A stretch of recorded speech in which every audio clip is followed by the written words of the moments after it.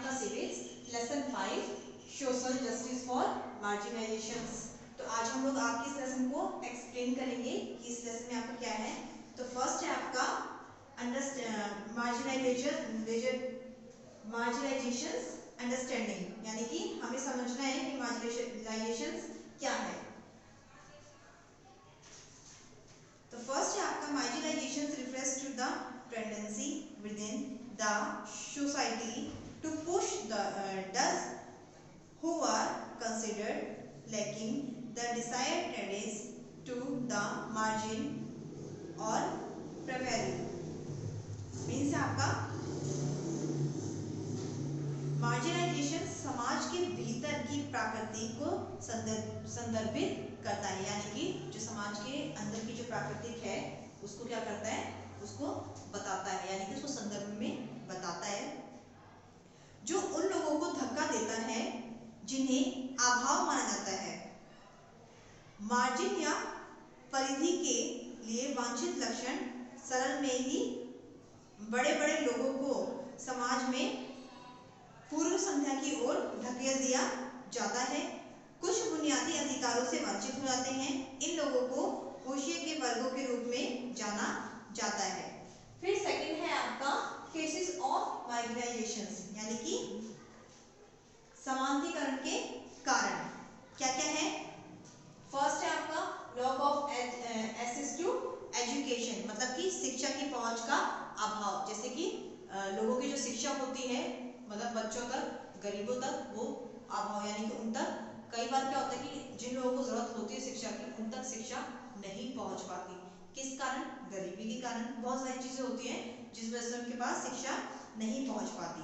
तो शिक्षा ना पहुंचने के कारण कैसे? शिक्षा लोगों के आर्थिक लाभ प्राप्त करने की अधिक संभावना देती है। यदि इंसान एजुकेटेड हो तो उसको कमाने के लिए, खाने के लिए इतनी प्रॉब्लम क्रिएट जो होती है वो नहीं होगी, क्योंकि इंसान पढ़ा लिखा होगा तो उसको कहीं पर भी नौकरी मिल सकती है, वो अपना गुजारा कर सकता है। तो शिक्षा लोगों के आर्थिक लाभ को प्राप्त करने की अधिक संभावना देता है। ज्ञान और कौशल को नेतृत्व, उपयोगी रोजगार, उच्च आय और अधिक उत्पादकता आधार तक उपराय पहुंचा सकता है। शिक्षा ने समाज के कुछ वर्गों को लाभकारी रोजगार प्राप्त करने से रोका है। बेरोजगारी और कम वेतन मुख्य रूप से शिक्षा की कमी के कारण है।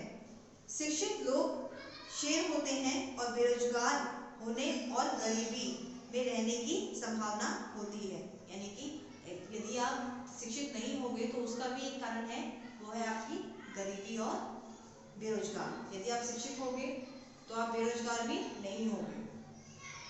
फिर सेकंड है आपका lack of access to justice, यानी कि न्याय तक पहुंच का अभाव।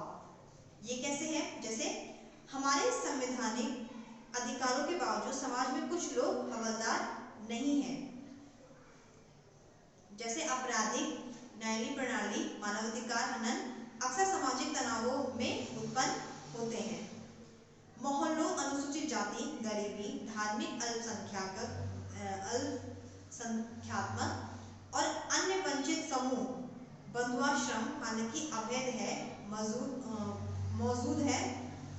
अदालतों और कानूनों सेवाओं में उपयोग सीमांत समूह परंपराओं द्वारा प्रतिबंधित है। निचले मामलों के सदस्य हिम्मत नहीं करते। सामाजिक रीति रिवाजों के कारण ऊंची जातियों को चुनौती देना।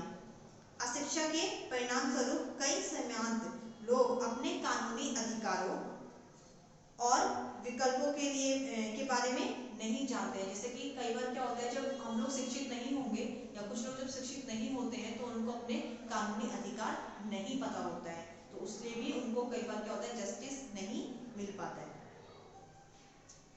फिर है आपका third inequality in the social structure, मतलब सामाजिक संरचना में असमानताएं। प्राचीन काल में जाति व्यवस्था और अस्पृश्यता की प्रथा में ईमेल बनाए हैं। जैसे कई बार क्या होता था, पहले क्या होता था, जो जाति होती थी उसमें क्या था, बहुत ज्यादा भेदभाव था। उच्च जाति, निम्न जाति, शुद्ध जाति, ये सब आपने सुना होगा कि ये सब बहुत ज्यादा भेदभाव होता था कि नीचे जो शुद्ध जाति होती थी उनको हम बैठ के खाना नहीं खाते थे, उनकी परछाई पड़ना भी अभी शाप माना जाता था। इस तरीके की चीजें हैं इसमें कि बहुत ज्यादा ये सब चीजें पहले होती थी। फिर आपका पीछे है अदर बैकवर्ड क्लासेस, मतलब कि अन्य पिछड़ा वर्ग। नहीं, पहले आपका है ये efforts made up to implemented of schedules tribes, यानी कि अनुसूचित जनजातियों में उत्पन्न के लिए किए गए अंक। आदिवासी लोगों को रोज शिक्षा का बढ़ावा देने के लिए प्रयास किया जा रहा है। एडवांचर्स, उनके जीवन स्तर को सुधारने के लिए सुविधाएं प्रदान की जाती है। कई बहुउद्देशीय विकासशील, उनके जीवन स्तर को, यानी कि अब क्या है कि एजुकेशन की वो इतनी ज़्यादा कर दी गई है ताकि जो अब जो लोगों को प्रॉब्लम फेस करनी होती है, इसलिए कई बार आपने देखा होगा, कहीं पर देखा होगा सरकारी स्कूल कितने ज़्यादा खुल गए जिससे कि लोगों को ज़्यादा से ज़्यादा शिक्षा फ्री में प्राप्त हो सके और उनको बेरोजगार ना रहना पड़े। तो इस तरीके की क्या की गई है, इस तरीके की सुविधाएं दी गई हैं। शैक्षिक और राजनीतिक क्षेत्रों में अनुसूचित जनजातियों को समान रियायत दी गई है। अनुसूचित जाति के रूप में इसलिए लोकसभा में उनके लिए कुछ प्रतिशत सीटें आरक्षित हैं। राज्य विधानसभा के साथ साथ सरकारी सेवाओं में भी इसमें अन्य आय को मजबूत करने के लिए मदद मिली है। अन्य आय को मजबूत करने के लिए, यानी कि सैलरी को मजबूत करने के लिए मदद मिली है।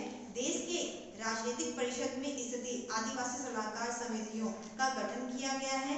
आदिवासियों के कल्याण को देखभाल करने के लिए विभिन्न राज्यों, स्वैच्छिक संगठनों आदिवासियों के उत्थान में योगदान दिया, जिससे उन्हें कौशल विकसित करने के लिए प्रोत्साहित किया जा सके, उनका आर्थिक विकास किया जा सके।